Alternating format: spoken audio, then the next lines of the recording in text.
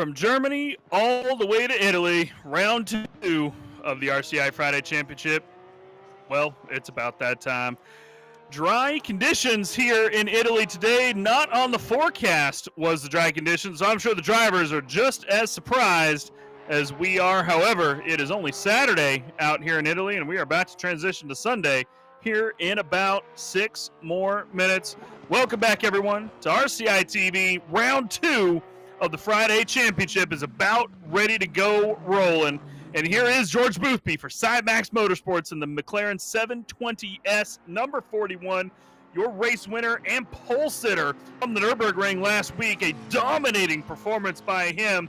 James Parker in the 889 Audi R8 brought it home in P2. And, of course, Fabian Piffet in the 195 Lexus in P3 to round out that podium.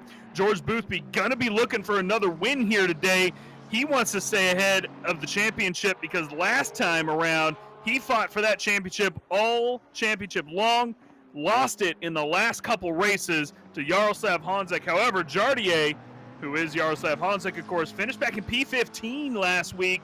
Not the best finish for him. He'll be looking to turn that around and come up and finish in the top 5. My name is Mike Jones, and I'll be bringing you the commentary for today here at Imola. Joining us in the booth, producer and director, Mr. Stewie, joining us behind the cameras, and Jesse Lee, of course. Who else would I have join me side by side here for the Friday Championship? Yes, hello everybody, and welcome back to the GT3 World Championship Season 2 with round 2 here at Imola. Just going to be the 60-minute race today, and if it wasn't already completely obvious, Mike Jones has been into the bevs on this Friday evening, and he's a bit he's a bit all sorts of sideways, and we do apologize for that if that absolutely destroyed your hearing. But we are here at Imola, and if anything we've learned from Imola is that this place is absolutely unpredictable. I think you're going to see a little bit of that today, and again, there's a lot to live up to, I should say. After the race that came down to the final few laps, George Boothby winning out at the opening 75-minute round at the Nürburgring. We asked him in a post-race interview, did he know his strategy was going to work? And I love what he said. Nope, I did in the final minute of the race. And I love that. And I think you're going to see pretty much the same here today, though. If practice is anything to go by, though it usually isn't, looks like Boothby has a little extra time in his hands. But then again, I felt like he did at the Nürburgring, and he just came up a bit shy in the long run. But turns out George Boothby knows exactly what he's doing, Mike. Yeah, and so far 3/10 ahead of James Parker in that 889 rather. I'm so used to saying 899 with Sundstrom and the boys. But the 889 of James Parker Audi here at Imola, 3/10 behind Boothby at the moment. Of course, Boothby had quite a bit of experience here at Imola at RCI, getting the victory here in the Ferrari Evo Cup that, of course, Mr. Ryan Gill put on a Monday semi-recently. He won that championship after just a phenomenal victory here at Imola for the final race, and I'm sure he'll be looking to repeat that here. Question being, what's the weather going to be like tomorrow? There is plenty of rain in the forecast for the Sunday, which is during the qualifying and race sessions here at Imola. We're going to be switching over there in just a few minutes, and it's going to be interesting to see if it is out in the rain, because that 720S is probably not going to do quite as well as I think Boothby might want it to, especially in comparison to the Lexus of Piffet here. The Team Forzilla 195 Lexus. We know this car to be very strong in the rain. And the Audi, well, Jesse, we've seen that not to be too much of a slouch either recently. Of course, with the Sidemax team taking that to victory in the 24-hour Kyalami back in February.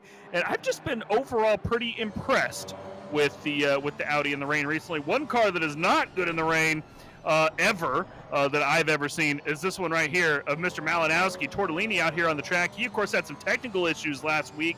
Looks like that he is potentially doing fine this week, and we're going to see what he's able to do for the championship here. But how will he fare in the rain is the question. Stewie's holding up a finger to me, and it is not a thumb about the Porsche in the rain. He seems to disagree with me, Jesse. Yeah, he sure thinks does. it's good in the rain. Yeah, he sure does. I think the Porsche will come into its own if it does rain. A little bit of backstory for those of you that maybe aren't in the practice servers, just a little makeup for you here.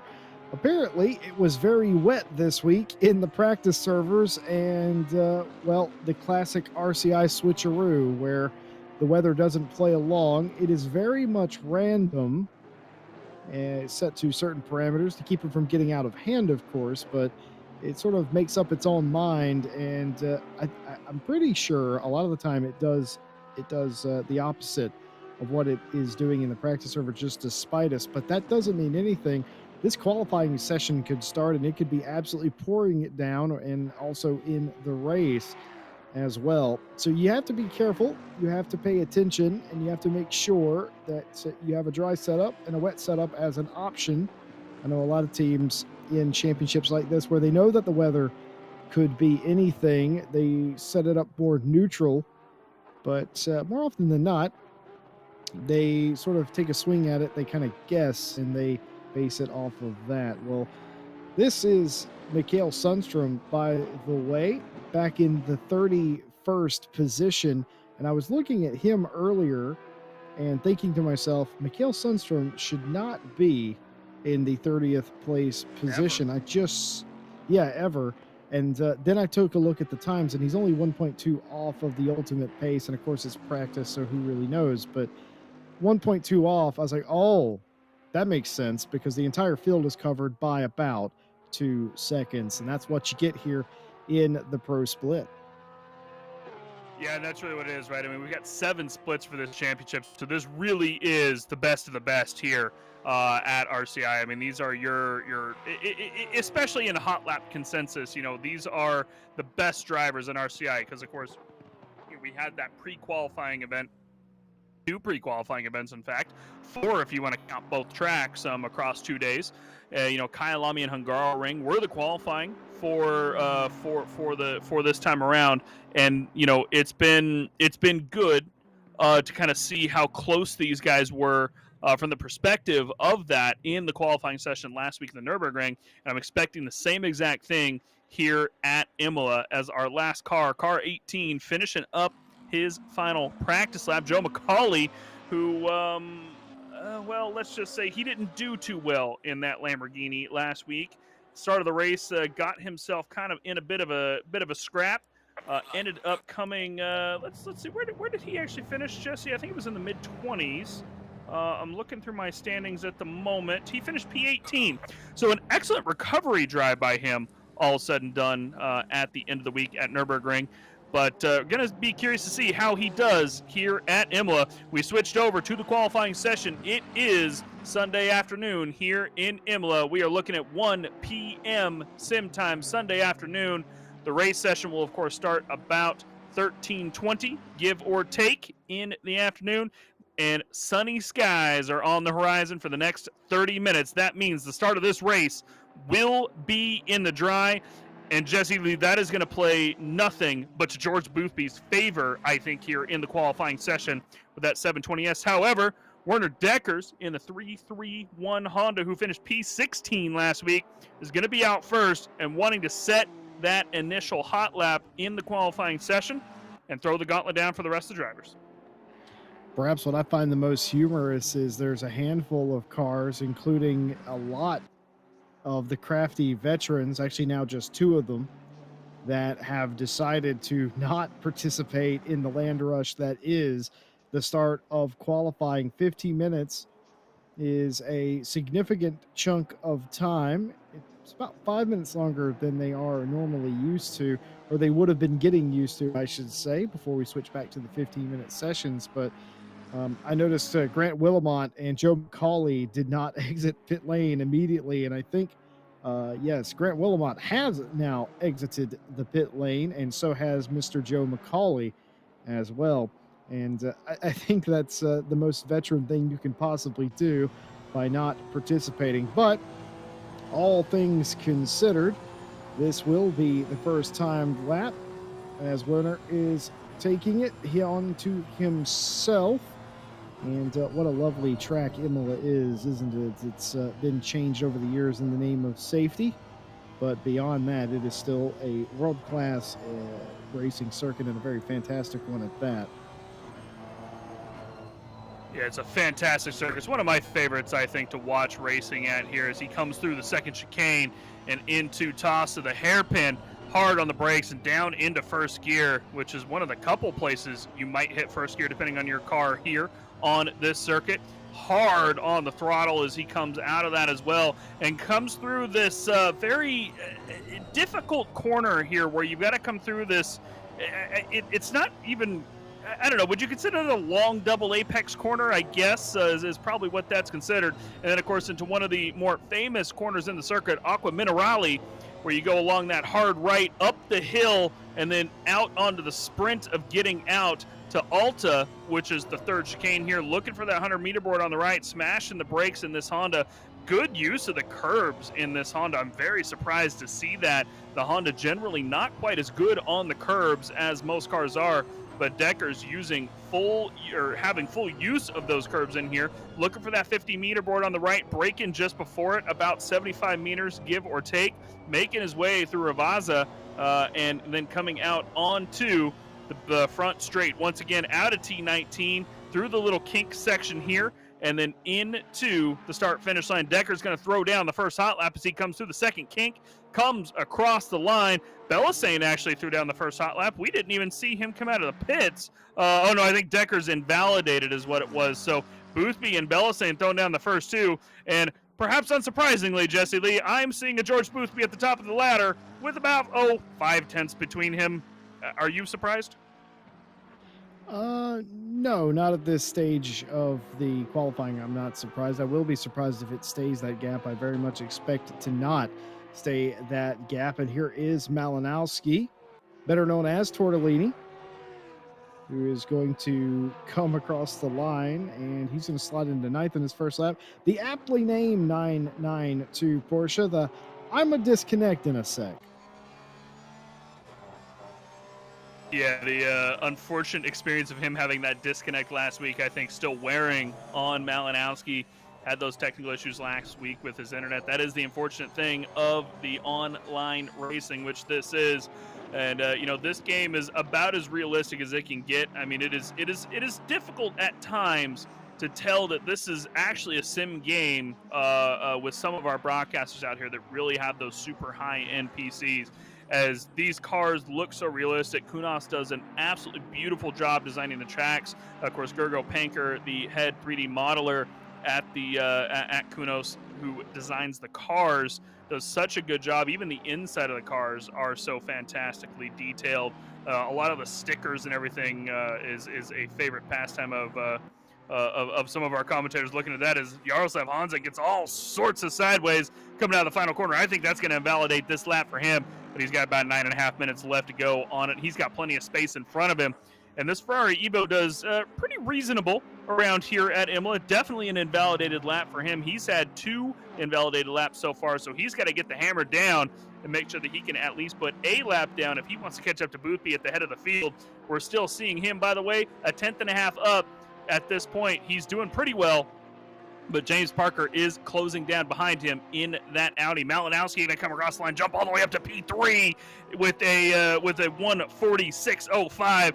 Great lap by the 992 Porsche, and we're going to see if he's able to pick up a little bit more. He's coming into turn 1 now, dead even on his time. He's got time to make up. Boothby a couple tenths up on his lap up in P1. James Parker, though, trailing him, but he's only about a tenth up. So James Parker's looking at his relative right now, just going, I could catch up to him. But then Boothby's going, wait, nope, I've got more in me. We see Dornelis in, what is that? That's a Bentley up in P2 at this time.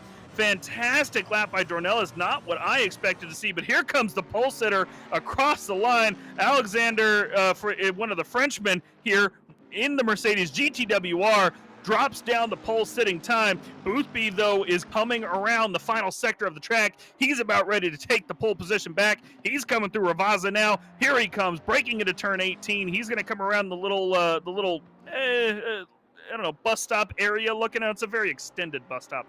That's what we're calling that today, Jesse Lee. Welcome to RCI TV. Ladies and gentlemen, Boothby going to come across the line 4 tenths up. That should put him to a very low 140, and it is indeed a 140.020. Puts him back up on top, and there is 5 tenths between him, the Frenchman, and P3, and I'm sure that he's got more in him.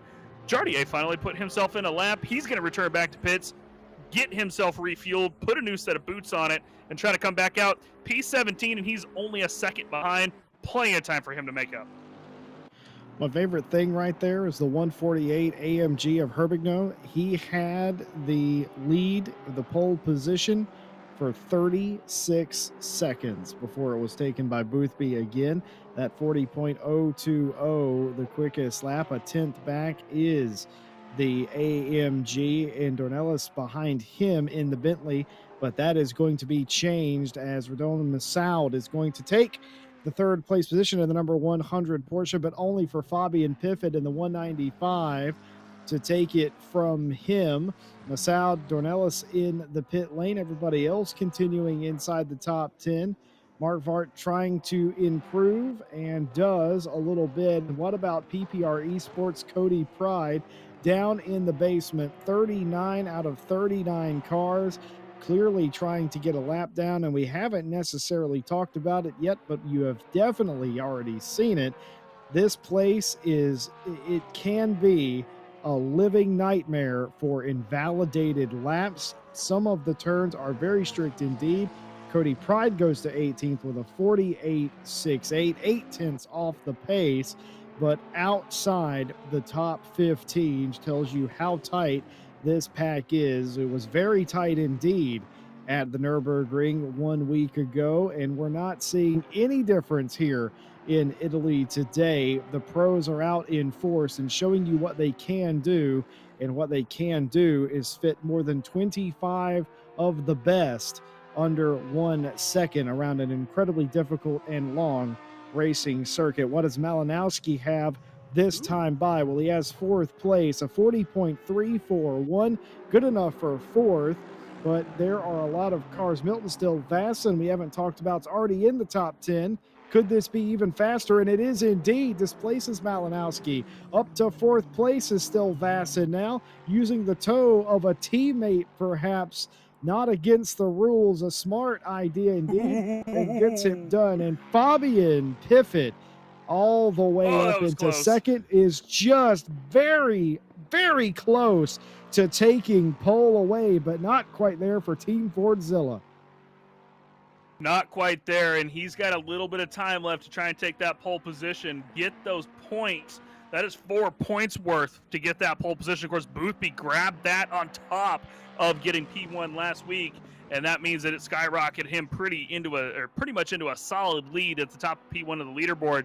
So Piffet has got a little more in him. Perhaps he is about a half a tenth at this time up, and that's more or less all he's going to need to take that pole position away. Boothby is in the pit lane at the moment. The question being, will he come back out? Does he think he has more in him? I'm sorry, Boothby not in the pit lane. I'm looking at the top of my leaderboard. Boothby currently coming through Sector 3. He is a little bit up on his lap as well, so he might have a little bit in him. He might get into the 39s by the end of this. I mean, the track conditions are about as ideal as you can get at this point, Jesse. It is 17C ambient, 23 on the track, about those perfect conditions for a set of Pirellis out here in the dry. And, you know, it's really showing how strong Boothby can be in this race. I apologize. He was coming through Sector 1, not Sector 3. So he's now down about a tenth. Karsten coming across the line, going into P19, and he's going to try and pick up a couple more as well. He's going to, Karsten, we see him be very strong, right? Of course, I believe, if I'm not mistaken, he finished in P7. He finished in P7 last week, so he's going to want to get at least up into the top 10 during the qualifying here and work himself up a couple positions. We're looking at one of the Porsches here who's come across the line. Piffet, by the way, during that time period, finished his other lap. I didn't notice it, Jesse Lee, but he has taken the pole after he took his second lap again. Popped off 0.15 or 0.015 behind George Boothby. Did another lap and said, I wasn't done. You go ahead and take that pole now. 39.969 from Piffet, the Lexus on the pole here at Imola so far. And we have, let's count them, we have, let's see, 25 cars within a second here so far in qualifying with still 3 minutes to go. That's at least 2 more laps for all of these drivers, if not 3, depending on where you're at on the circuit.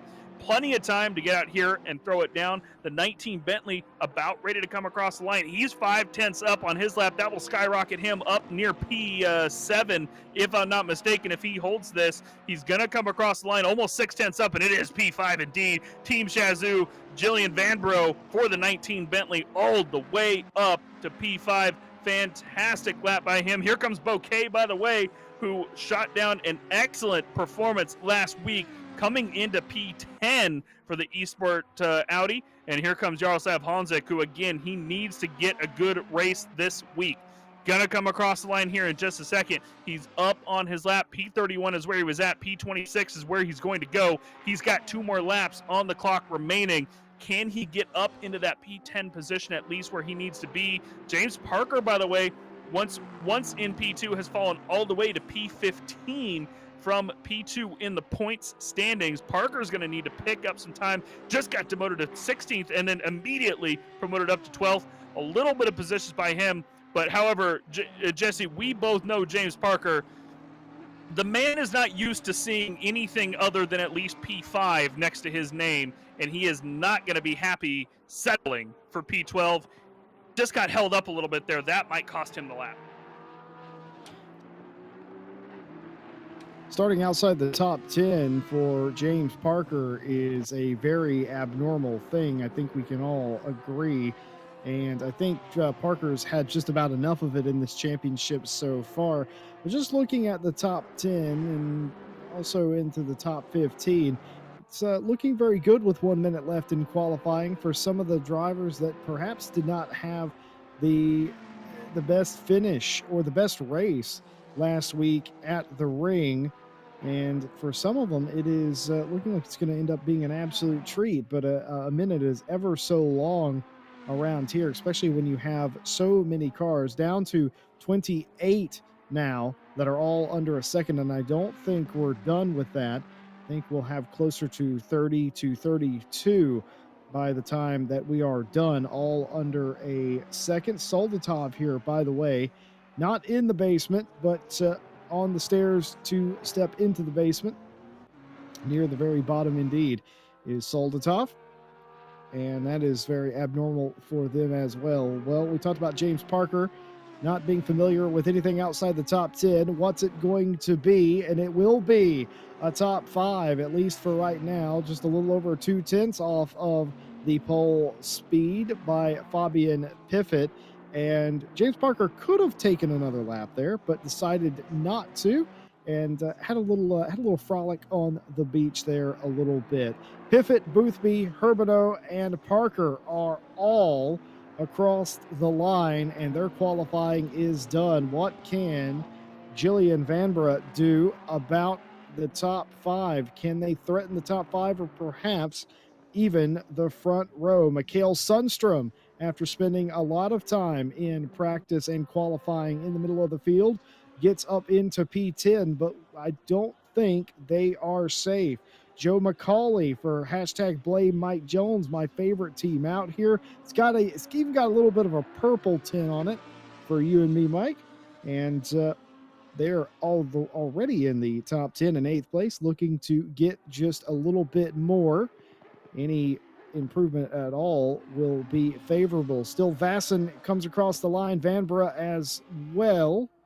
No improvement from them. Malinowski still on the track, but Joe McCauley's going to come through first in the number 18 Blame Mike Jones Lamborghini.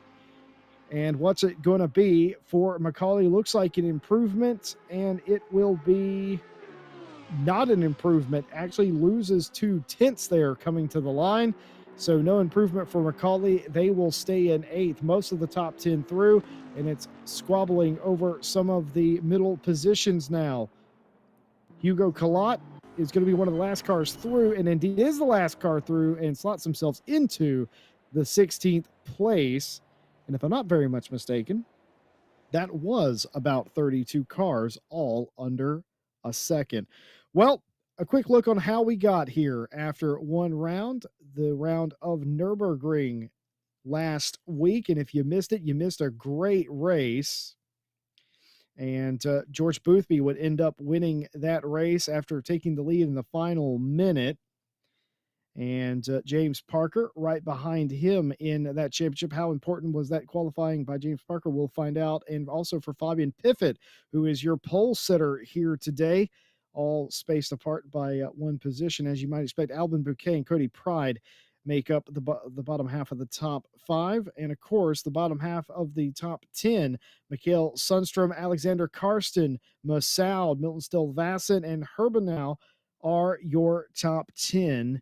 And we will go to the next page, and there are just a ton of drivers.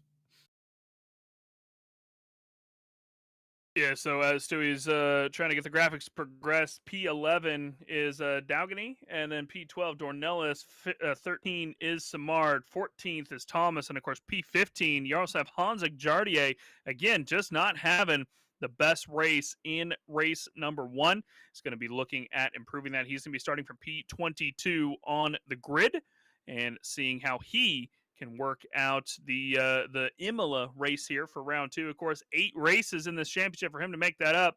Werner Deckers, who of course we followed along with his Honda NSX Evo at the start of the qualifying session, finished P16 last week. Keeble and McCauley, after not having fantastic starts, made up quite a bit of positions up into P17 and 18 in race 1. Grant Wilmot, and of course Sam Tech Girl's favorite, who of course was here commentating yesterday for our GT4 championship, Martin Lawrence, back in P20. And we're going to go ahead and scan through the rest of the field and see where the rest of these guys finished up. There is P21 to P30. Darren King, a notable here, did not have the best race after a couple penalties last week, taking out, I think he had about 3 or 4 contacts all through the last 75 minutes of the Nürburgring last week. He's going to be looking up to have a nice, clean, and consistent race this week. And of course, the like and subscribe, Konstantin Soldatov back in P30. Again, just not a great finish by him last week. He's also, of course, going to be looking at picking up some positions. He's qualified in P35. Let's go ahead and skip to the last page here to see the rest of our grid. And actually not the rest of our grid, because we have 43 cars that finished last week. Kevin Leone, Logitech G Esports team, I think is what his team name is. I apologize, Kevin, if I'm getting that a little bit off. Finished back in P40 last week with 0 points. Unfortunate for him, not able to pick up a good position. And Daniel Jose Jorge also getting 0 points last week. And here is the final end of the field. Vasily Anifriev, good friend of Mr. Jardy, and of course Malinowski, back all the way in last position, his 992 after the technical issues that he had last week.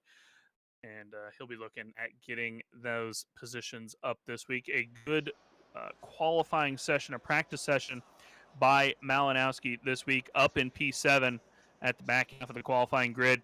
And Jesse, it'll be interesting to see. Of course, Tortellini, a very quick driver. You know him a little bit from some other communities and racings that you have done over the years. I believe he's a regular over on Random Call Signs channel, if I'm not mistaken, who's racing over in Split 4 today. By the way, guys, he got a fantastic finish last week, and he's looking at hunting over there. Go ahead and go over to Random Call Sign, give him a like, give him a subscribe as well. Random's a great guy. And he'll be streaming Split 4 with his Lexus RCF GT3 on board cam as he races down Imola as well. I believe it's raining over there in Split 4 as well. And, of course, here in Split 1, Jesse Lee, clear skies so far for the next 30 minutes. We're seeing a little bit of clouds, but not much. But there's Piffitt's Lexus on the right of your screen, taking up the inside line with George Boothby out to the outside. Boothby, I don't think is going to be quite happy with that one, Mr. Lee. Losing that pole position. He's not quite used to that. No, he's not. But here's the thing. He doesn't have to like it. Fabian Piffet, though, is absolutely in heaven. And I'm not surprised by the Lexus either being on pole. The Lexus is historically here at RCI have ran incredibly well, whether they are in the wet or the dry, though I do feel like they favor the wet, or they used to at least favor the wet. I'm told they're more neutral now. but still, the Lexus seems to be the car to pick for this particular track. And I'm not sure if Boothby will have any sort of plan that he can execute here today. He executed one to perfect perfection a week ago, but I don't know if he can beat raw power in the Lexus today. It will be interesting nonetheless as we take you through the grid. 39 cars here on a picture perfect day in Italy. Imola, an absolute fan favorite, and this, of course, being the top of the top, I should say, for sim racing, the GT3 World Championship here on RCI. Wherever you are in the world, we are glad that you are with us, and very kind of you to spend time with us on your Friday evening. Of course, mentioned earlier, Mike Jones has already been in the Bevs. And you, Jesse Lee. I don't want to hear it. Well, the difference is I think you took it a little bit harder than I did. Ain't that just how the way the world works, Jesse Lee? That's Fabian Piffet here. He's going to lead these guys down the formation lap, and this is going to be a proud moment for him. I mean, it's not an easy lap to throw down ahead of George Boothby here at Imola, who has just shown such good pace in qualifying across the board, period, in that McLaren, but just qualifying in general. Of course, the Sidemax team has come on pole for the last couple 24 hours of Kyalami that he did. Of course, they did their hat trick this week with the broadcast that we did with Jesse Ryan, myself, George, and Nick Setnick and Stewie. For Race Face, they took their hat trick 3 in a row, 24 hours of Kyalami. And George Boothby won 3 races in a row just besides that.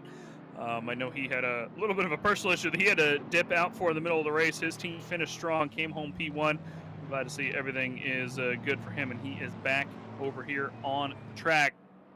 But Fabian Piffet going to lead them down the remainder of the formation lap as they approach Mike Jones. Yes. I think it's time for the thing that we always do, unless we forget to do it. So I have obviously picked Fabian Piffet to win this race. Well, what's your thoughts? See, I said this last week, and I still feel it. I'm going to say the same exact thing I said last week, Jesse Lee. I don't think James Parker is ready for a loss. Excellent pick, as always.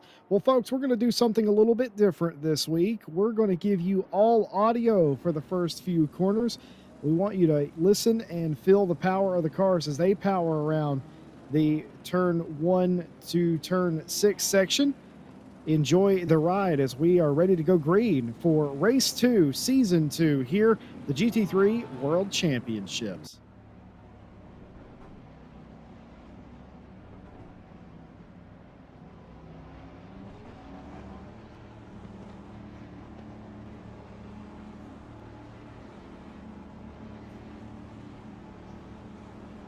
Green light, go, go, go.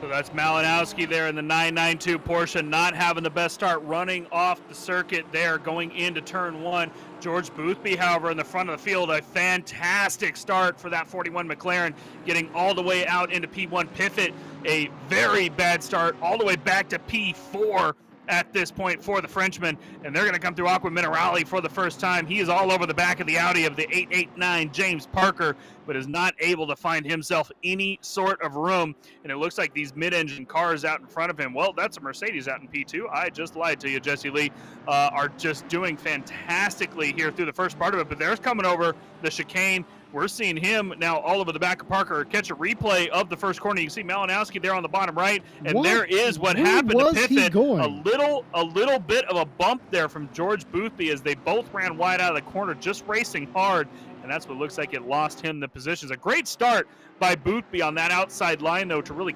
capitalize on that. But that bright blue Aston now all over the back of Piffet. Is he going to lose P4 going into the first corner? I don't think he will. The Aston just doesn't have the grunt coming down the front straight. He's got enough of a slipstream coming from the Audi. We're seeing 2 pit stops already happening. Whether they're trying to get out of traffic or they're perhaps fixing a little bit of damage, we don't know. But that is at minimum. We have 4 cars coming down into the pit lane. Actually, about 7 cars coming down the pit lane, including Hansa, Keeble, Deckers, Sonaz, Lawrence, Roth, and Dornelis, coming in for their 1 liter of fuel that they need right at the start of the race. Massoud for the H3 Racing Team running a little wide, coming near the hairpin here. He's now got a Porsche on his outside as well. That's Malinowski in the 992 pink Porsche. I'm sure Stewie's loving that pink Porsche through here, and will he be able to get the pass done is the question. Coming in through Tamburullo, and he will. Malinowski making his way back up into P11 after the incident into turn 1, and he's not done yet. He's got Sundstrom in his sight out ahead, and a subsequently Grady out ahead of him. And, of course, we have a bunch of Grady fans here in the chat. Welcome to you guys. Hopefully he will be able to chase down Joe McCauley here in this Lamborghini. The Bentley really able to make full use of the bumps going through the corners, and hopefully that will be able to capitalize that. Catch a bit of a replay here from the first lap. Just a bit of a touch there coming through the final chicane. Nothing really too untoward there, Jesse Lee, but a little bit of a touch, which you fully expect when the cars are racing this close. Good, clean racing for the most part, as we're seeing through here. Hopefully the stewards will have a bit of an easier time of it than at Nürburgring. Well, they already have, Mike. It was about as immaculate as you could have ever asked for a track of its difficulty. Of course, we'd be remiss if we didn't mention the sort of rules of this race. Of course, this season, the rules for the races are different. So last week at the ring, it was a 75-minute race with a mandatory pit stop that required you put at least 1 liter of fuel into the machine. A lot of teams had to do quite a bit more than that, mind you. This week, it's only a 60-minute race, as you might have noticed, and it is the same rules of only 1 liter of fuel. So even though most of these cars can make it on an hour on fuel, they will have to come in at some point. And I have to wonder, and the reason I bring this up, folks at home, is I wonder if Fabian Piffet is working some kind of different strategy contrary to a lot of the teams in the top 10 right now, because for a car that was so quick, for them to all of a sudden lose speed and be threatened by a car that is on the, in 5th, whenever they qualified on pole, it seemed a bit strange to me at first. So perhaps it's the same thing. We saw the same thing last week with Boothby falling back. We were a bit confused by that for a car that was quite as fast as they were. Maybe Fabian Piffet has learned something. We will definitely have to find out. And the other thing I am trying to figure out still, because I keep watching this on repeat, I'm trying to figure out where Malinowski was going on that start. Where was he going? Yeah, I'm not really sure. We're going to have to take a look at the replay back on that one at some point, figure out what was going on. But Malinowski, I think, maybe just got a little late on the brakes. And unfortunately, that has sent him quite around and lost quite a bit of positions. But in the end, I'm sure he'll be able to make him up. Malinowski, of course, a really quick driver. And we're not going to expect anything less of him other than making up some positions, rather. Here's Massoud for the H3 Racing Team now all over the back of him, though, and he's just not looking too good, is Malinowski, to get back up in the top 10. I don't think he has any damage or anything like that from the turn 1, and, but it's the question of, can he get that pace down here, right? The Porsche, of course, something that Ryan Gill and Stewie talked a lot about during our 6 hours of Bathurst that we did last weekend, Jesse, was how much the balance kind of affects across the stint. And it could very well be that the Porsches that are, of course, right now fighting for the back end of this lead pack, in P11 and 12, other than, of course, the 911 up at P7. They could just, maybe they're waiting for a little less fuel in that car so they can take the bumps a little bit more, get a better run off the corner in comparison to, say, the Bentley, the Lambo, and the Lexus that are kind of out in front. That said, George Boothby has gapped by about 1.6 seconds out in front at this point, and that McLaren showing strong. He's got that little bit of clear air, and it's really doing him well at this point. Urbanow in the Mercedes, the 148, he's going to want to make sure that he gets, off the tail of, or gets James Parker rather off the tail of him, so that he can go ahead and get out. Here's Malinowski line into 2. Yeah, this is not the first lap. Oh, no, this is the first lap. Yeah, there's Malinowski. So, yeah, just late on the brakes, it looks like, is really what happened. It looks like he had somebody to the left of him back down to P11. I believe we have a bit of a replay back from the... Oh, go ahead, Jesse, before we catch that. I have to say, Harry Conway is leading us to believe that Malinowski's car is red, as we see a Bellasane trying to make their way up through the mid-pack, but it's not going to go their way, as Matt Bellasane has been spun there by another Ferrari look. Yeah, what happens here? Yeah, the yellow Ferrari just catches the back of him ever so slightly. Just ever so slightly, and that's all that matters. That was the Ferrari of, was that Yimaz, I think? No. I actually don't know what Ferrari that was who's driving the yellow Ferrari. We'll have to find out. I think that might be Mark Vart. Mark Vart. Yeah, the 24. Thank you, Stewie. So the 24, Mark Vart, just catching the back end of him just a little bit there and throwing him around. Lose him a couple positions at about 5 seconds, more or less. But, hey, that's why we got the stewards here. Of course, Tom Bryant heading up the stewarding team for this championship. Thank you to him. And here's a bit of a replay from lap 1 going into that final chicane. We're going to see what happened to the couple cars here. We see the Honda cut across the Porsche, throw him sideways, and then the Ferrari there, the red and black one, throwing himself off the track a little bit there. And, of course, that was the 79, kind of getting caught up in a little bit of collateral, which is Yimaz, and that is subsequently, I think, part of the reason that he's all the way back at the back of the pack at this point. The final car that has not pit all the way in P28. Here is Simard and the Honda one more time. And Philippe Simard is generally someone that we see up near the top of the field. But then again, Jesse, I feel like we keep saying that about everybody in this split. And, hey, not everybody can be at the top of the field, as it turns out. So someone's got to be near the back. And this time by, it looks like it's Philippe Simard who will be coming into the pit to take his pit stop. And I think we're going to see a little bit of this, these undercuts here today, which is not something we see often, granted. But I'm happy to see these guys deciding that they might need to do that. Bit of a replay there. A little bit of a touch from Solitov, maybe just cutting down a little bit there. But no position gained or anything like that. That just might him get a little bit of a warning from the steward saying, hey, guys, let's calm down a little bit. If it, still in P4.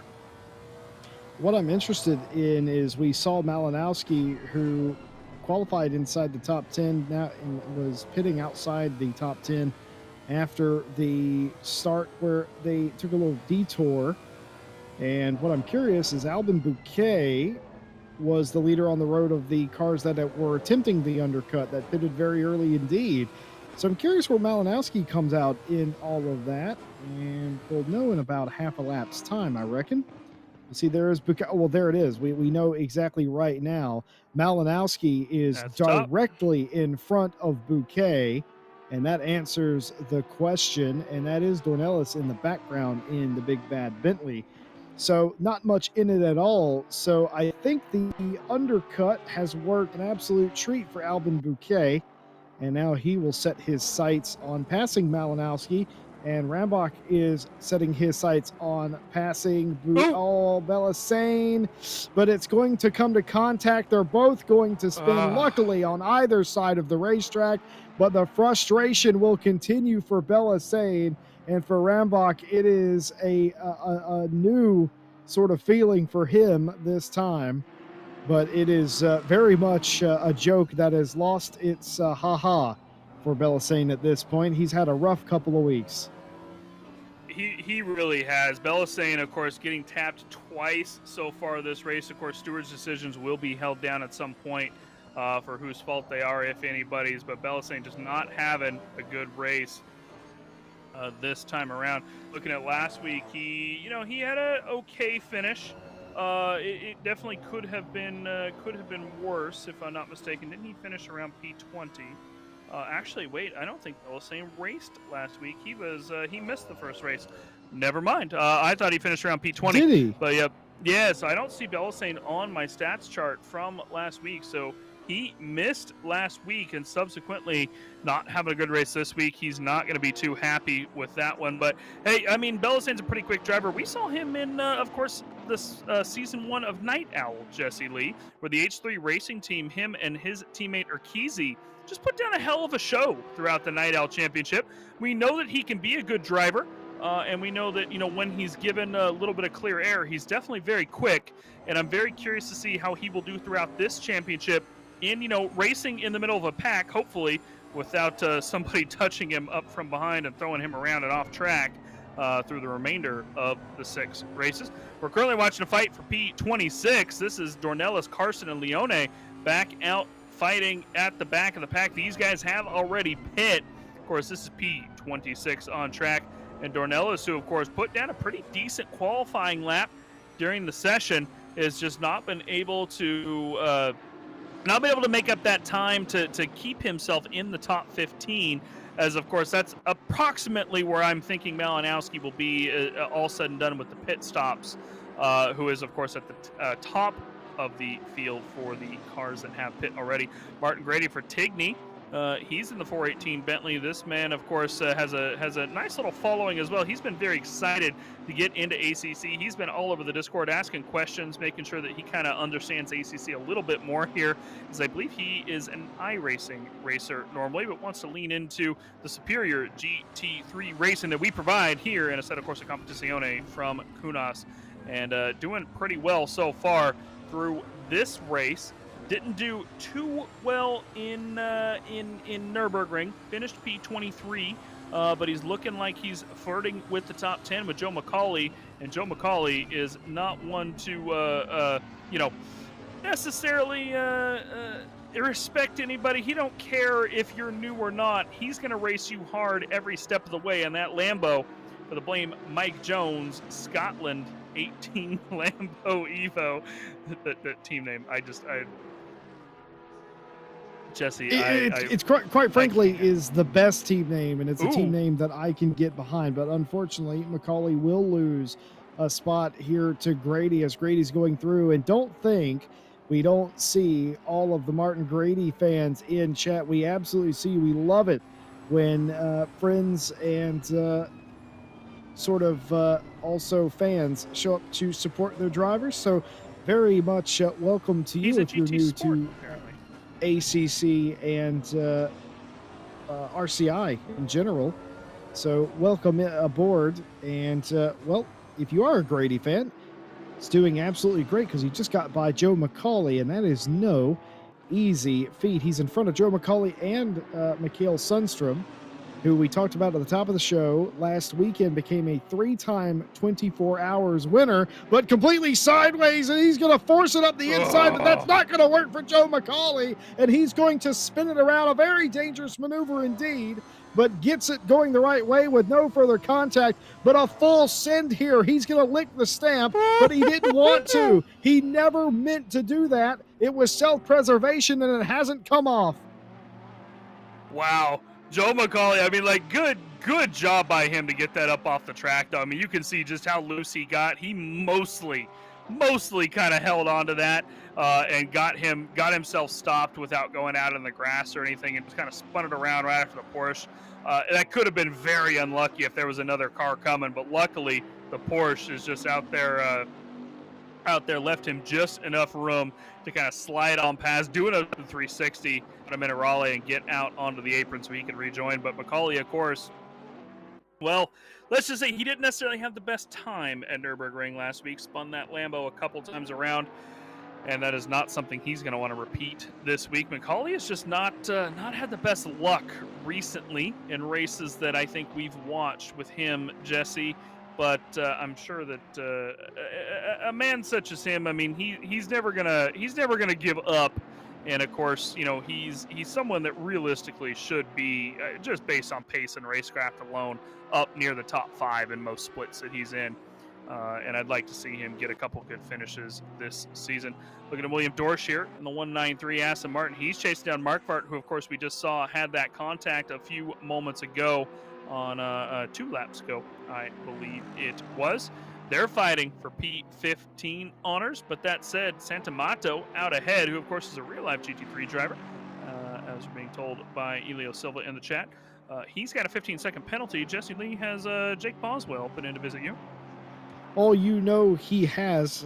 Jake, the Jedi Jake Boswell has come in. Happy birthday, by the way, Jake Boswell. But yes, indeed. So 2 penalties have come across the desk. A 15-second penalty for car 331 for swerving across the 288 and taking him out on the first lap, turn 7. And also on lap 1, a incident between the 42 and the 78, 15-second penalty for the 78 for taking out the 42. So 2 15-second penalties coming through. And again, a very, very happy birthday to Mr. Jake Boswell, who I think, oh dear, and another spin there. Oh, hard into the wall indeed. But a very happy birthday to head steward Jake Boswell, who I believe is right around my age now. I think he's an old man. Yeah, he says he's turning the big 3-0 this year. I don't know if I believe him or not, but that's what he says anyway. So we'll see once he's done out of the stewarding box if he gives me a dirty look or not. But of course, joining us here on his birthday to do some stewarding. More power to him. What a fantastic guy out here on his birthday evening, making sure that he's here to steward and perhaps have a drink or two in the steward's box. So if you see a little sloppy handwriting today, Jesse Lee, that might be why. Luckily, he's just doing race control today. I don't think he's actually judging incidents. So I'll join him in not judging incidents today. What kind of birthday dinner do you think Jake had before he came in to do his duties today? What do you reckon Jake Boswell has on his birthday? Wow, it's a good question, isn't it? That's a fantastic question. I think that Jake Boswell had fish and chips. Perhaps with some really foul-smelling vinegar as well. I mean, I'll have to let the British people in chat confirm, but I think that is the way, is it not?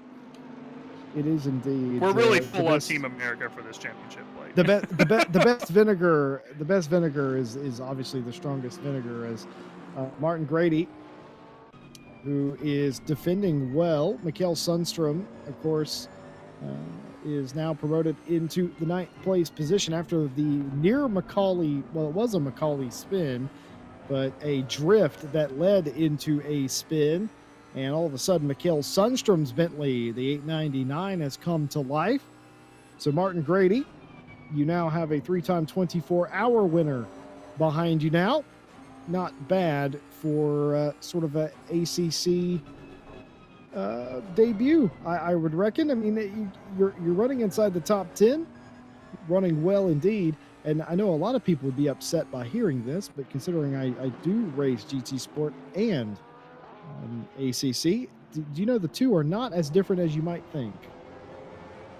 Yeah, I mean, I think that GC Sport is definitely a little bit more. It definitely leans a little bit more to the arcade side than some of the other sims, but it still is still not. You know, it's not say Project Cars level of arcadey, right? And I know that a lot of drivers from GT Sport can definitely step into ACC and do perfectly well. You know, we've seen Super GT come over and pop over a couple times in our races, and he does pretty well here in ACC as well. And it's Super GT is a strange lad, as Daniel Jose Jorge is trying to make his way into the top 10 around South. He's going to have to do it the hard way around the outside. If they can hold it here, Jose Jorge will get the position. Position conceded indeed for Massoud, and very well done indeed by Jose Jorge in the 77 for the Gamer Muscle YouTube channel, which I thought was very interesting considering he was a controller boy his entire life. It just goes to prove if you're fast and you have the technique, you're going to be fast no matter what you do. And I think Super GT exemplifies that. But you know who else is exemplifying that? The 418 Bentley right now.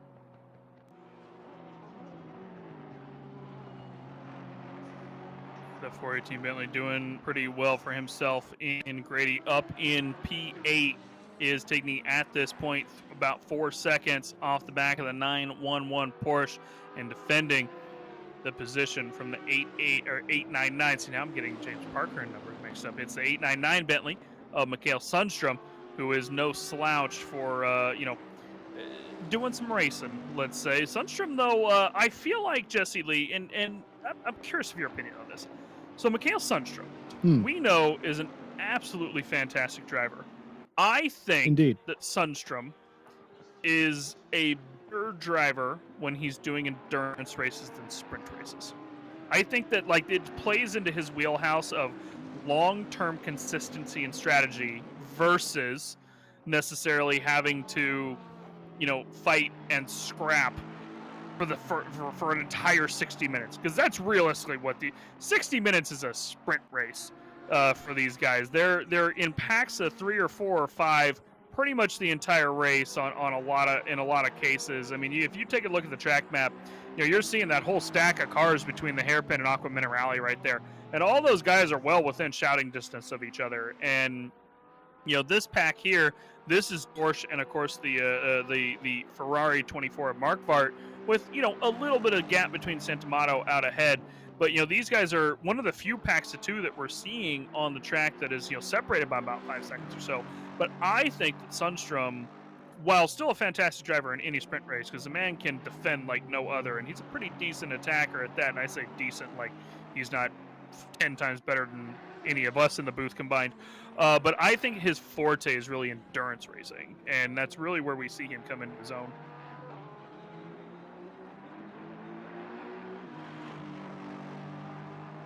Well, that's a very interesting. Go ahead. This is a very interesting theory, and I can't say I disagree with it.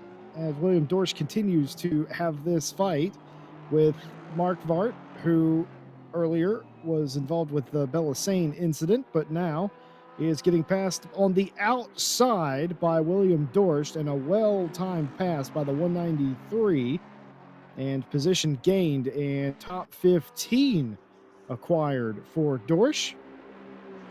And of course, we do have another penalty that has come through, this time for the 115. 115 was given a 5-second penalty for a dive bomb on the 43 car. Steward notes that the car does not hold the brakes, and the 78 spins avoiding them, and 5 seconds plus a warning. So that means that they were given a 5-second penalty for what you're seeing on your screen right now, and also a warning for the dive bomb maneuver, causing cars to take avoiding action and spinning out. So, well, there you have it. The stewards, they don't have the most things to do. It is a lot cleaner than last week, you would have to say. But even still, very busy are the stewards. So well done, and well explained as well, to make sure that we understand it as well. For all of you out there watching today's race, of course, this is race 2 in the RCI GT3 World Championship. I'm Jesse Lee, joined by Mike Jones, and we got Stewie in the box. And of course, we have a whole host of stewards as well, including the birthday boy, Jake Boswell. And if you do like GT3 racing, well, we've got races on Monday, Tuesday, Wednesday, Thursday, Friday, Saturday, sometimes Sunday. You get the point.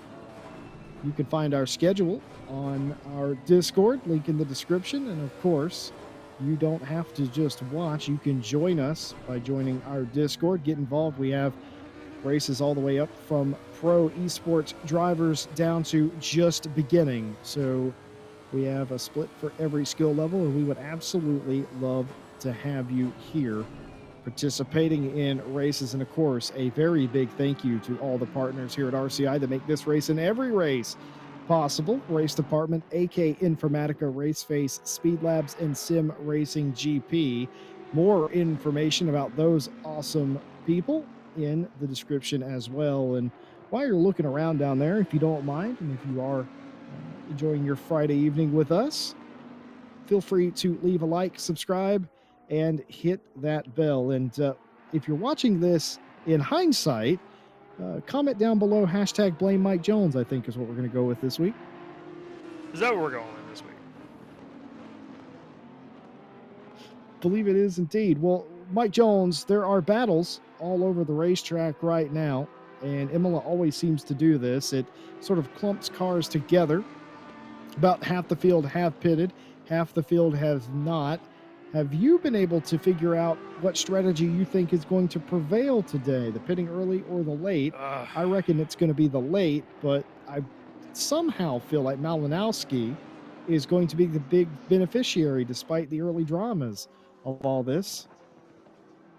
Yeah, I think you're right on one point. Is Malinowski is going to be the beneficiary here, right? He dropped off there for a couple laps as we're seeing the Audi Bouquet go way off track there through the end of the what is that, Villeneuve, I think is the chicane name there on the third chicane. Oh, sorry, that was the. Oh no, we've jumped. Yeah, I looked over my time machine for a second. All of a sudden, we're on a different part of the track.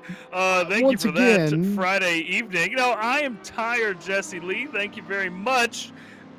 We've got 6 hours of commentating to do with Paul Ricard tomorrow. It's a long flight over to France. I'm just trying to figure out what we're going to talk about.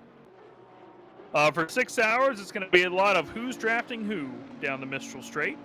I think that's what we're going to focus on. So, of course, myself and Jesse Lee and Nick Setnick will bring you the top of our 5th round of the World Tour tomorrow, starting at, let's see, it's 0800 my time, Jesse, which would put that at, I believe, 1400 UTC. So 2 p.m. in the afternoon is about the time the race should start. We'll see you guys there for 6 hours of action for round 5 of the World Tour. Of course, the World Tour will finish up next month at Suzuka, 10 hours there. And it's going to be an exciting race. I know that a couple teams have had to skip out of France for tomorrow, as a couple of them will be out in Belgium for a 24 hours of Spa. And it's going to be make the points very interesting for the end of the championship. And we're going to see how Raceland Motorsport and PCDC, who have been fighting for P1, P2 through the top of the invite split the entire time, see how they do. Excel Racing by Ren Welton has signed out for tomorrow as well in France, and they're down in P1 of the silver class. It's going to be interesting to see how they shake themselves out at the end of the championship. However, looking back at the Friday, well, we're not done. We got about 30 minutes left here in Imola before we finish this one up. The race has calmed down a slight bit here. A lot of cars just kind of following each other, looking for the openings, like James Parker and Herbenow here for the final step of the podium. James Parker wants up on the middle step, in fact, and he is not going to live without it. George Boothby has pretty much checked out at this point, 5 seconds ahead of all these guys. And unless he has any sort of issues with a pit stop or back markers, which he is catching, I don't think he's going to have too much trouble. Just kind of kept checking out at this point. 30 minutes left, and we are seeing the weather for the next 30 minutes still be partially cloudy. That means no rain today at Imola, even though it was on the forecast. Jumping back to P6, this is Vanbro on the back of Milton Steele Vasson, who I'm not surprised to see up in P5. Milton Steele Vasson with an excellent showing so far here at Imola. He'll be happy with a P5. Don't take me wrong, he'd like to see himself up on the podium. But realistically, across 8 races, consistency is key, and he's still not that far off the back of Fabian Piffet. A small mistake by Piffet, a small mistake by Parker or Herbenow might even bring him up a position through this, and this is shaping up to be a 3-way battle. Piffet might be losing a little bit to the likes of Steele Vasson and Vanbrugh, and he'll need to be careful not to get under attack here momentarily. Again, back to Albon Bouquet, who's fighting with Alexander Carson, and Dornales in the number 3 Bentley out behind. These guys fighting for the lead podium of the cars who have already pit, which, Jesse, I think I think if I'm not mistaken, these guys are going to cycle out to be about P9 or 10, based on my calculations. Perhaps you have done others But Malinowski is definitely, I think, going to be the big winner here. Daniel Jose Jorge and Santos in the pit lane, going to go ahead and serve their pit stops. And, of course, we have a couple penalties that we're going to have to deal with as well as people come in, and that's going to shake up the standings a little bit. Santamato and Markvart, both 15-second penalties. That'll be about even. However, we have the 115 Porsche of Falver out with a 5-second penalty. And, of course, that's going to shake up back end of the top 20 as well. And Vanbrugh still trying to attack Milton Steele Vassen. It's interesting. Every time I look over at Milton Steele Vassen, he has just ping-ponged off the back of Piffet in some way or the other.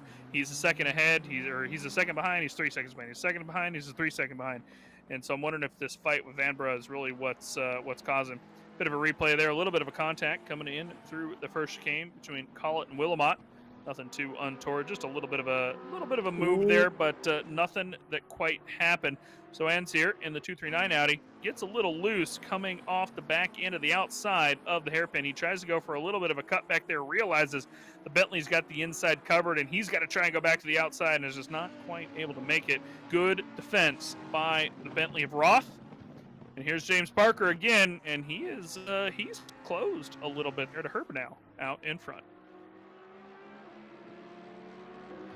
Have a question from the chat. Where's the 331 of Deckers? Well, I can update you on what happened. They had a 15-second penalty awarded to them for causing a crash on the start of the race, or at least contact, I'll say. And after that, they sort of dropped off the radar. Unknown if they retired of their own free will or something else occurred.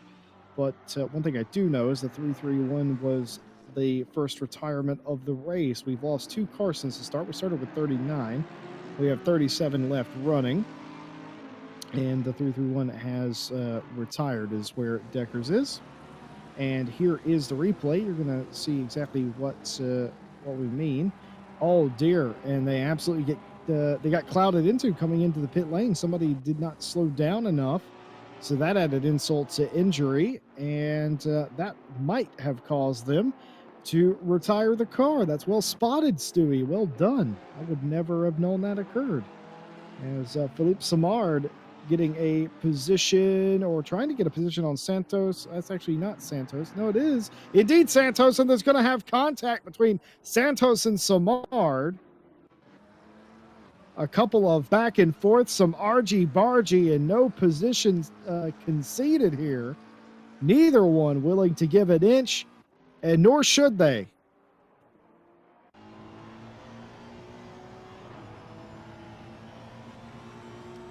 Couple of penalties that came in. Just a couple of warnings for the 77 for not leaving enough room and having light contact.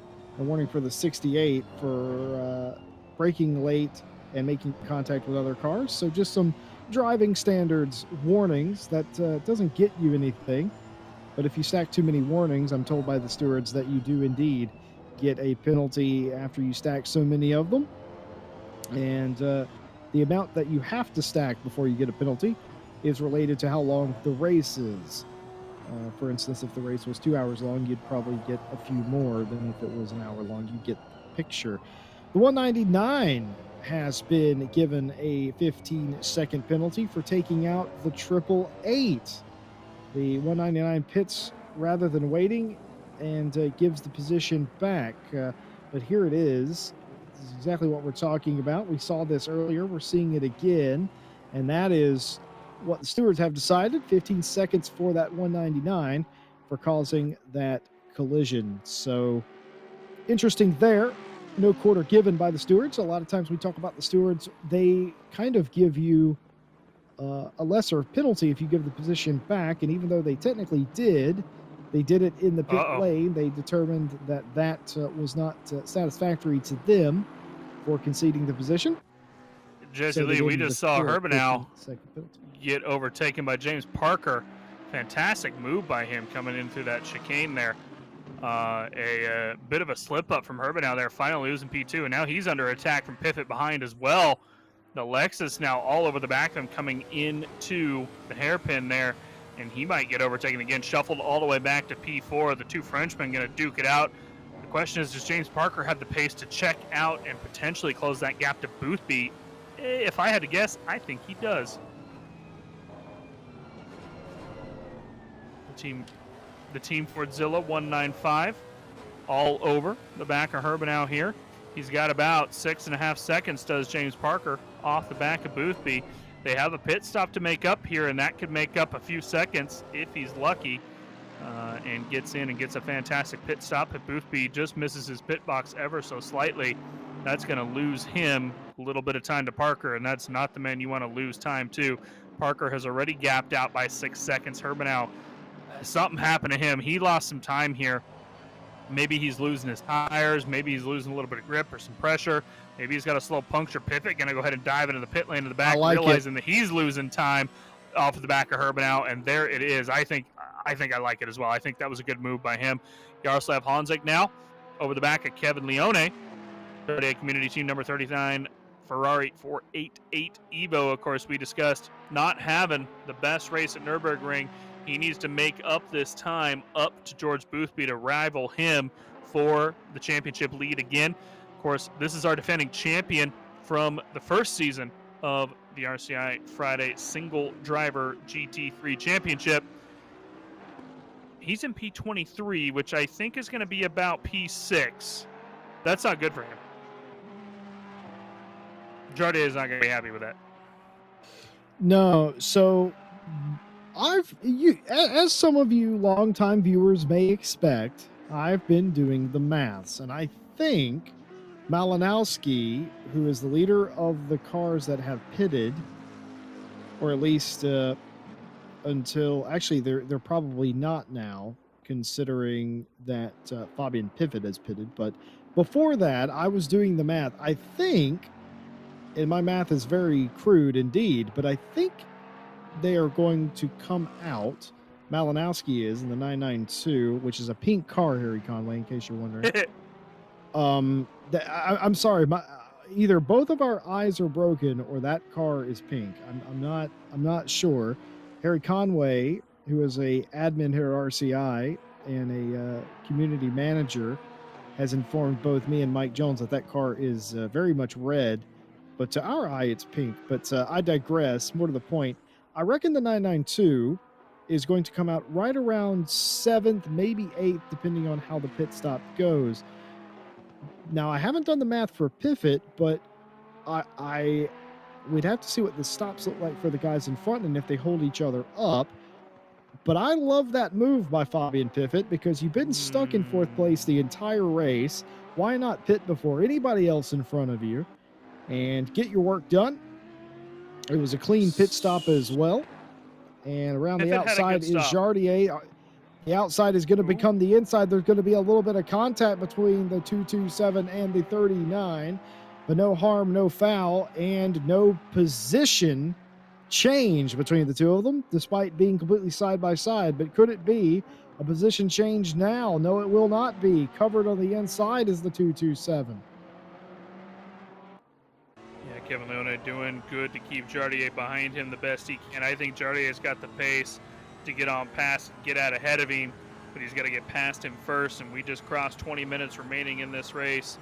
We're not going to have too many more laps for him to do this, but look at that slipstream coming down the front straight. Jardier's got the nose ahead. He's on the outside again, but he's going to have the inside for the second part, bumping and banging all over the doors, but Jardier has made it past the 227. And Kevin, I mean, he did as much as he could there to defend realistically. What do you reckon? Was that fair? What do you reckon? I think it was. I think it's a little bit of bumping and banging. You know, you're coming off those curbs, having driven this track on a couple occasions. This track, especially through those chicanes, you know, I mean, it is difficult to really go side by side there. And he didn't necessarily bump him straight off the track or anything like that. Just a little bit of door-to-door action, and of course, Jesse, I think above most people, you know, here in the States, we're used to seeing that type of action, and I really like it. So I think that's a fair pass by Jardier in that case. And hey, I'm not just saying that because Jardier, y'all who have been here at RCI will very well know that we don't just say that. And I think Jardier had a fair pass there. We're gonna go for a little bit here. Here's Martin Grady just going for it, just done and dusted. I don't know. I don't know what Martin Grady had for dinner this evening in the UK, but whatever it is, it's absolutely working, and what a show he is putting on, not only for us, but his fan group that's joined us in chat as well. So, again, if you're a Martin Grady fan, you're absolutely loving this. That was brilliant stuff, and I might be a fan after this. And Stewie just pointing out to me while you were talking as well, the Herbenow came out, did his pit stop and came out ahead of Piffet. So Piffet did have a pretty reasonable stop. Herbenow actually lost 9/10 in the pit stop to Piffet, which just shows how bad of an outlap and potentially in-lap that Piffet had. He lost 9/10 in the 2 laps that it took them to do that, and now he's stuck behind Herbenow once again. Or Here he is, though, he? looking on the inside. It's going to come the outside through Aqua Minerale, and it's not the easiest spot to pass. You get so loose. We saw Joe McCauley get loose there earlier about 25 minutes ago. He's able to kind of sort himself out, realize that, you know what, I'm going to go ahead and not take it here, do it on the safe side, and come across through perhaps the front straight if he can get a run out of the corner. A little bit of a touch here for P31. Philippe Samard and the Honda just going nose to tail, nose to tail. Oh, Ooh. no. Yeah, there it is. Is that double touches Belisane there. I believe it is a Honda, Samard and Markvart. And Markvart, it's yeah. Samard so and, that's Samard and Markvart. Markvart. Yes. Yeah, so not Belisane Yes, again.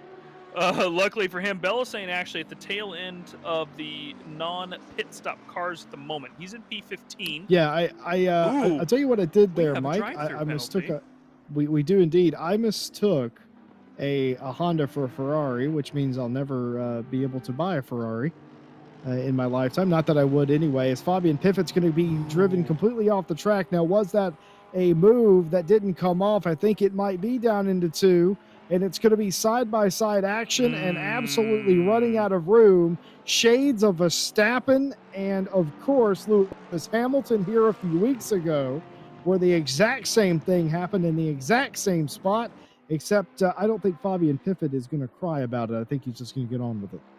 I don't think he's going to cry about it either, but Herbenow definitely, he definitely cut down on him there, I think. So that's rough on him, but hey, in the end, Piffet will get back on the back of him. He'll be fighting to his door-to-door here in just a moment. By the way, Santamato, who had to come in for a drive-through, that was for track limits, by the way. That was not for a stewarded penalty. Looking at the papers that we have here in front of us, Jesse, we've lost our iPads from Raceface. I missed them. But the papers work really well as well. Indeed. But Santamato for the H3 Racing team came in for a drive-through, sped in the pit lane, and got himself a stop-and-go 30 penalty. That's going to shuffle him, if I had to guess, pretty much all the way to the back of the pack. Unfortunate for him, he's going to be frustrated with himself, as realistically he doesn't have too many people to blame other than himself for that one. And then there's George Boothby, who, he's got everyone to thank. Do you know what I just realized? Yes, Jesse Lee. We've not cut to George Boothby once in this entire race until just now. This is the first time that we've cut to a single shot of SideMax Motorworks on George Boothby in the 40U1. Well, he won a week ago, but he had to do it in dramatic fashion. He's got a 6-second lead on James Parker here. I will tell you the lead has come down ever so slightly, but it is only 14 minutes and some seconds left to go in the race, and I don't think James Parker is going to get there. It's going to have to be a colossal mix-up and some major dramas for your leader here to stop him from being going 2 in a row to start this championship. An absolute fantastic start. For those of you that may have not been with us, George Boothby last season lost out the championship in the final race in the closing minutes. It was a heads-up battle between Jardier and George Boothby for the GT World Championship at Suzuka. The championship lead was swapped more than 5 times between the two of them. Boothby came up a little bit on the wrong end of history there. And speaking the wrong end of history, side by side, Martin Grady going like a stabbed rat here. And they're going to have the inside of Still Vasson, and position gained by the 4-8 team. Martin Grady up to 3rd. Yeah, Milton Steele Vasson just made that look simple for Grady out ahead. He's losing time to the Porsche behind as well. I wonder if Milton's having some issues here towards the back part of the race. Milton Steele Vasson, not usually a driver that we're used to seeing falling off that MSV Racing 962, struggling a little bit here in the back 15 minutes of the race. We know the Aston's really good on tires, so it would surprise me if he was losing tire grip, and it looks like he's still pretty steady, but he's definitely lost quite a bit of pace. And look at this Porsche behind him. Left, right, left, right, left, right, left, right. Where do I go? Where do I go? Where do I go? Where do I go? And he is just dancing around him. This looks like they're having a ballroom dance at this point, but that 911 is wanting on past him. He wants the mosh pit rather than the ballroom dance. He wants up in a P4. He wants back on the back of Grady and up into that temporary podium position. Still curious to see how it shakes out at the end of the stint here with Grady and the pit stops. Of course, Parker and Boothby kind of well checked out at this point ahead of P3, which would have been maybe Herbenow, maybe Piffett, maybe Grady. We don't know yet. Grady's had a great few laps here towards the end of the race. 42.9 on the last lap, even with the traffic. By the way, Jesse Lee, the leaders, running mid-41s. George Boothby and James Parker are just gone at this point. After Parker made that pass up into P2, he's checked out. He's solidified a good P2 finish for himself, bar any incidents. And that is realistically what we saw last week as well. Boothby and Parker just kind of, granted, Boothby had to work for it at the end, but, Parker and Boothby both, P1, P2 at the end of the race. Piffett and P3 finishing out the podium. He wants to get back up there, but at this point, I don't think he can, as he's struggling to get past Herbenow, and they're losing time to Grady. Once Grady comes out of the pit stop, I think at this point, he's going to be on that final step of the podium, and they're going to have to fight him, because what a fantastic drive by that 418 Bentley. Speaking of Bentleys, Alexander Karsten back over the back end of Malinowski in that pink Porsche. And good middle of the race for these guys. Have been losing a little bit of time here the past 5 laps or so, and that's going to cost them, I think, some time. It's so interesting watching these pit stop strategies play out, because you think that, through the middle of the race, Malinowski making up a ton of time, and all of a sudden he's dropped off. And it's so interesting watching this kind of unfold live, where we don't actually know where these guys are at in the positions for the next, realistically, probably about another 11 minutes. Grady in the pits. Yep, Martin Grady is going to pit out of the 3rd place position and come into the pit lane, as Malinowski is going to completely get sideways shades of what we saw earlier in the race, but with a slightly better outcome. No spin, but for Malinowski, it's a race that started with so much promise that may still end well for him, but it has gone just a little bit sideways. A bit of a mutiny happening behind the scenes right now. Our broadcaster, Stewie, agrees with Harry Conway, saying that Malinowski's car is indeed red, and that we're, all right, Stewie, that pull we're out the both drone. blind. Go ahead. Go pull out the drone. Let's take a look. Oh, dear. Martin Grady's going to filter back out into traffic. Oh, no, and it's not gone right for them. Alexander Karsten, Vanbrugh, Piffett, Herbenow, all of these cars are out in front of Grady now. Slow stop by 5 seconds. I was going to say, Mike Jones, pull up the pit stop delta, because I can guarantee you it was a little bit off. It was a lot of bit off. In fact, he was 5 to 6 seconds off the back of the pit stop delta. If we're looking at his pit stop, he ran a 56.167 from in to out. The fastest pit stop on the board that I'm seeing at the moment was Malinowski at a 50.989. So that's 5.5 seconds or so. And Stewie's pulled out the drone. Oh, that's pink. That's pink. Get out of here. Yeah, that's pink. Harry Conway and Stewie, get your eyes checked, guys. What is wrong with the both of you? That is absolutely pink. That is the definition of pink. That is Mary Kay pink. Nothing else is pink but this is pink. If you take a flamingo and you put it up next to the car, the flamingo will disappear. A flamingo is not red, it's pink. Moving on, the final 8.5 minutes of the race. Daniel Jose Jorge is trying to gain a position and does on the 227. And let's see how that happened. Oh, okay. Yeah, a little mess up in Aqua Minerale again.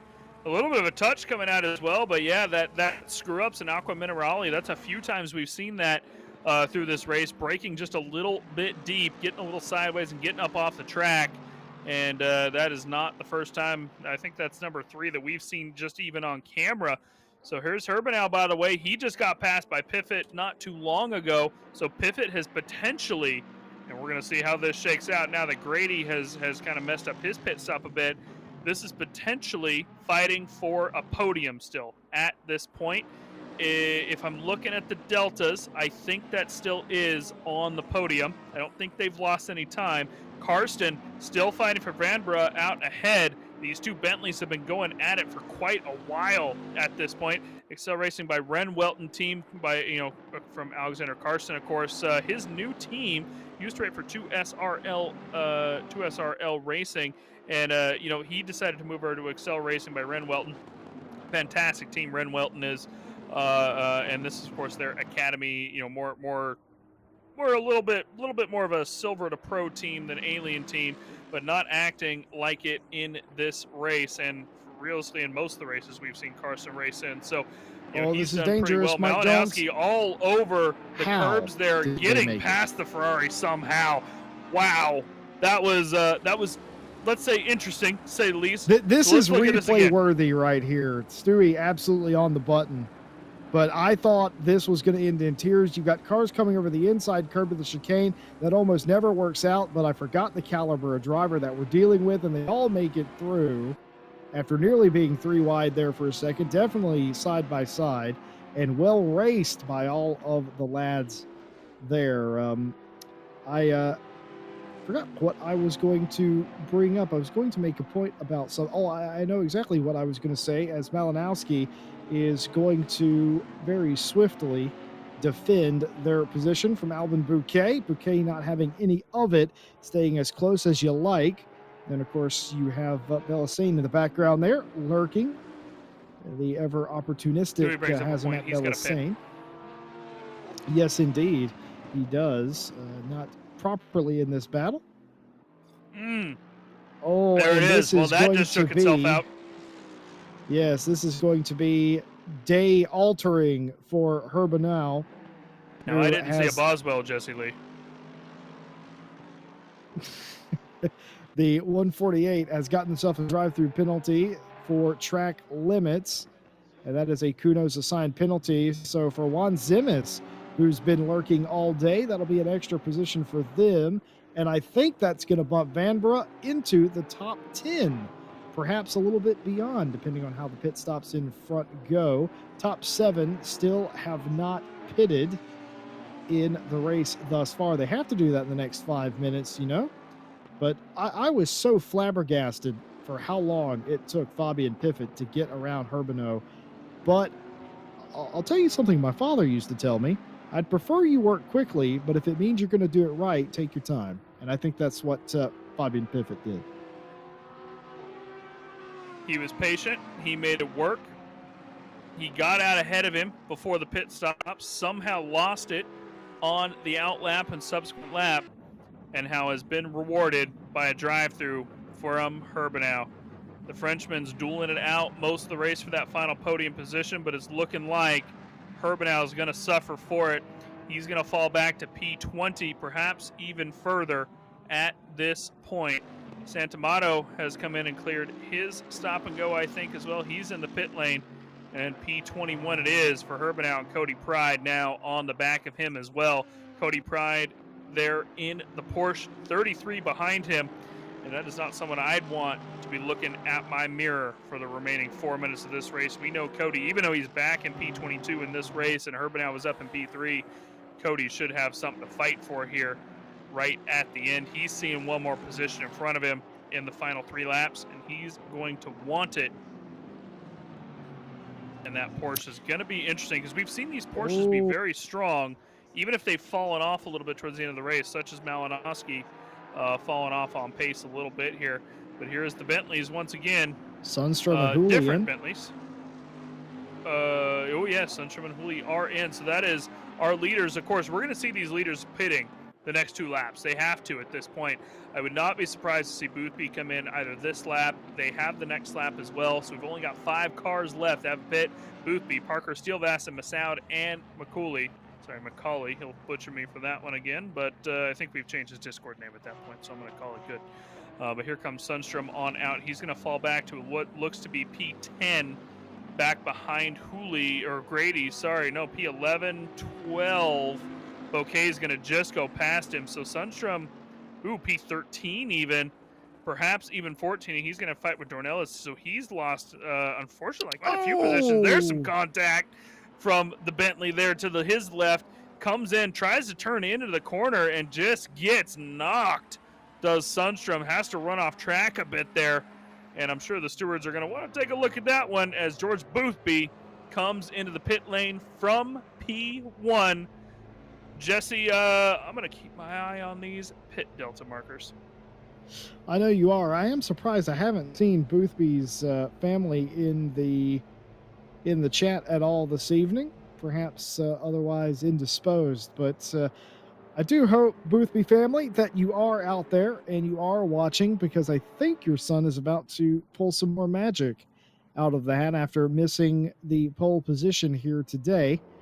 They have absolutely dominated this race, the exact opposite of last week, and can confirm that stop was about as good as you would have liked it to be. No mistakes, and as far as I'm concerned, no speeding. Everybody in the pits besides Parker, by the way.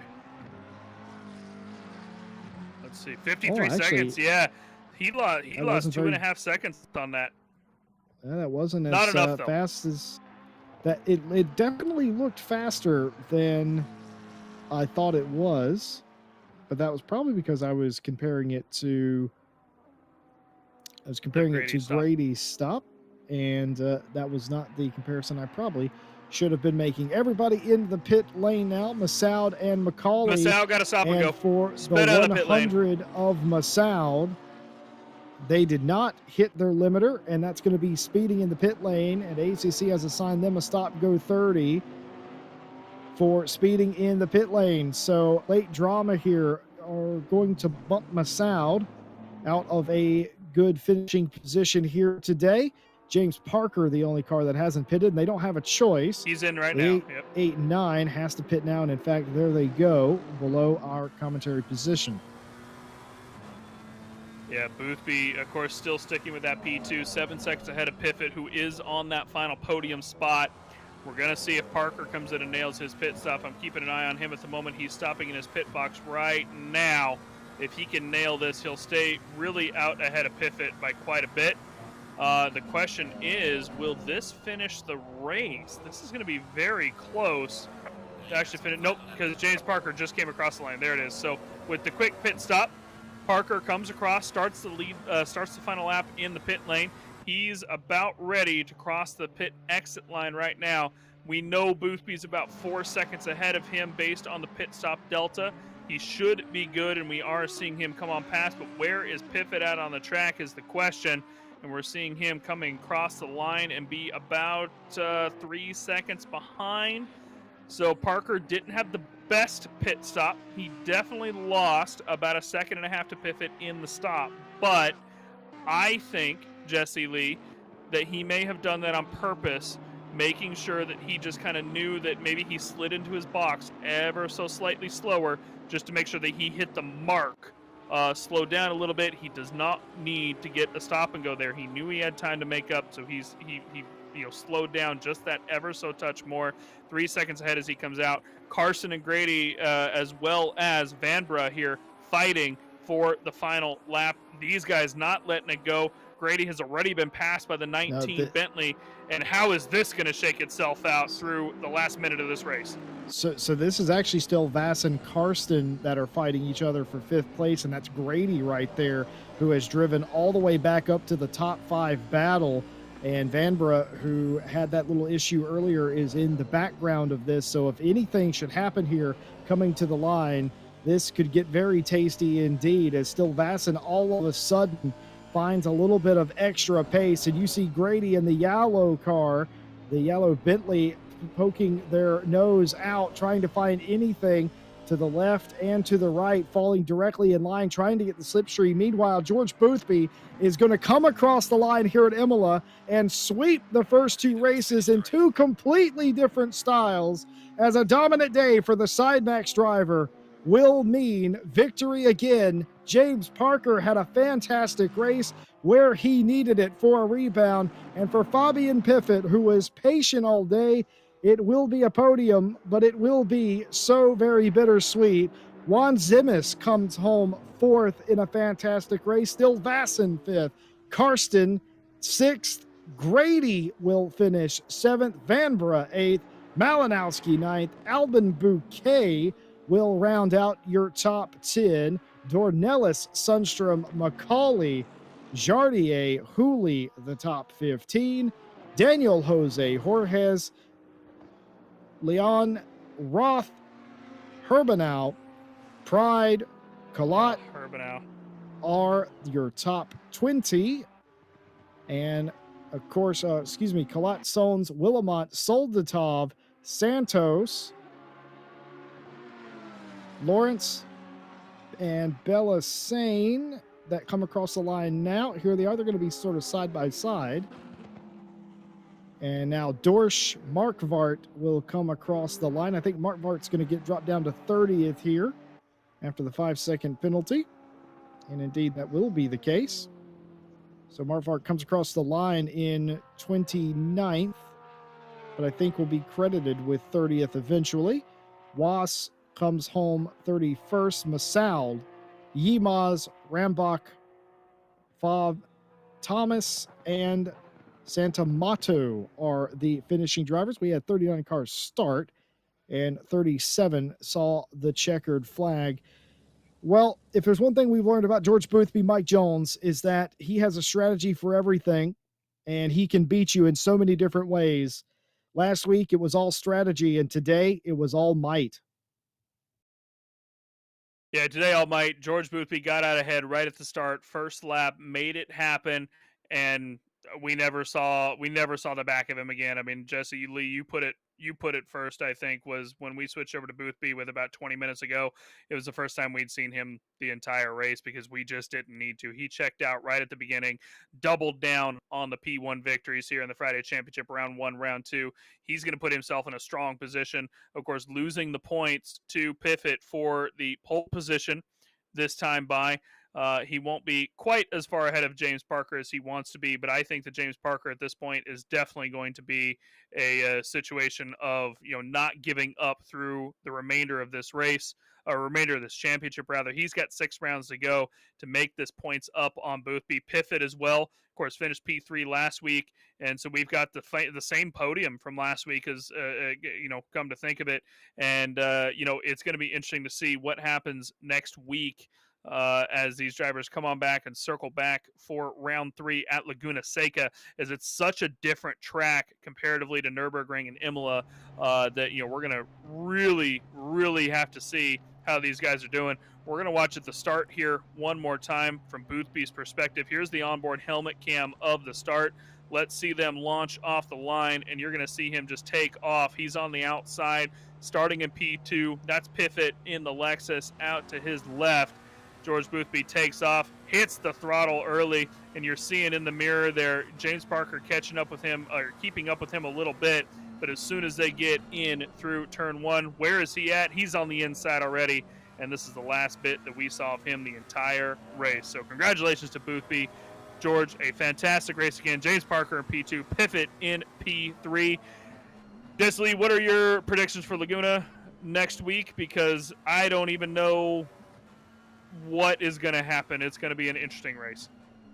Well, I think you'd have to be an absolute madman to vote against George Boothby, who I'm being told by the lovely chat has gone straight to bed with a migraine. Well, if having a migraine makes you drive quicker, perhaps that is the key. But George Boothby, a little under the weather with a migraine, but still put on a fantastic qualifying effort to start in the front row, but an even more stellar start to get away cleanly and ran away 6 seconds upfield in the winning move. Very, very nicely illustrated by this opening lap. That was all he needed to do, and he maintained position, nailed the stop, and did everything he needed to get the result. So undoubtedly, he is the championship leader. He is the one to beat. And well, right now, I don't know if anybody can do that. And my other takeaway from today is apparently in random call sign split, he finished on the podium today. So I don't know. Nice. All I can say is Tortellini, otherwise known as Malinowski, literally taught him everything he knows. I just And shouted you taught obscenities Tortellini at him. everything he knows, right? No, that's not. No, absolutely not. But That's not what you said last week in Nürburgring.